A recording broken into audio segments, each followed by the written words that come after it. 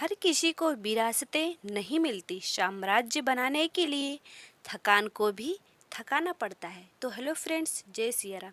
तो फिर चलिए आगे बढ़ते हैं और करते हैं कहानी स्टार्ट। यदि आप मेरे चैनल में नए होंगे तो फटाफट चैनल को सब्सक्राइब करें। वीडियो अच्छी लगी तो एक लाइक तो आप कर ही सकते हैं। तो फिर चलिए आगे बढ़ते हैं और वीडियो को अंत तक पूरा जरूर देखना। एक संत ने अपने शिष्य को क्या समझाया? संत ने शिष्य को समझाया कि फसल पकने के लिए बारिश, ठंड और धूप से संघर्ष करना पड़ता है, तभी उसमें दाने आते हैं। एक दुखी व्यक्ति अपने गांव के विद्वान संत के पास पहुंचा और कहा कि गुरुजी, आप मुझे शिष्य बना लें। मुझे जीवन में कभी भी सफलता नहीं मिली है। इसी वजह से मैं बहुत परेशान हूँ। तब संत ने कहा कि ठीक है, अब से तुम हमारे शिष्य, लेकिन परेशानियों से भागना नहीं चाहिए।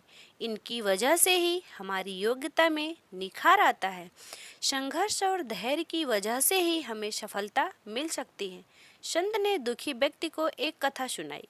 कथा के अनुसार पुराने समय में एक किसान की फसल कभी बारिश की वजह से, कभी धूप की वजह से, कभी किसी वजह से पनप नहीं पा रही थी।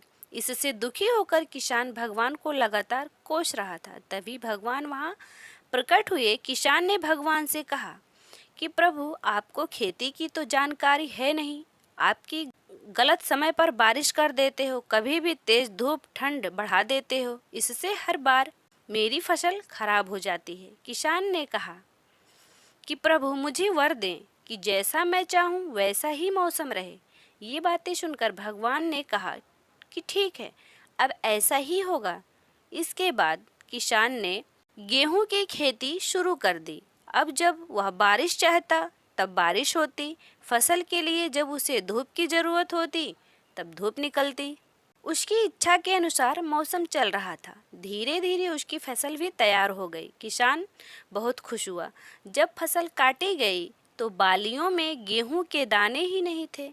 दुखी किसान के सामने भगवान फिर प्रकट हुए। भगवान ने कहा कि तुम्हारी फसल ने बिल्कुल भी संघर्ष नहीं किया, इसी वजह से ये अंदर से खोखली रह गई है। फसल तेज बारिश में, तेज हवा में खुद को बचाए रखने का संघर्ष करती है।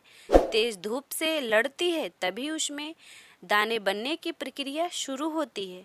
जिस तरह सोने को चमकने के लिए आग से तपना पड़ता है, ठीक उसी तरह फसलों को भी उसके लिए संघर्ष करना होता है। मोरल ऑफ द स्टोरी, इस कहानी की सीख यह है कि व्यक्ति को परेशानियों से डरना और भागना नहीं चाहिए। परेशानियों का सामना डट कर करें और धैर्य बनाए रखें, तभी हमें सफलता मिल सकती है। जय सिया राम।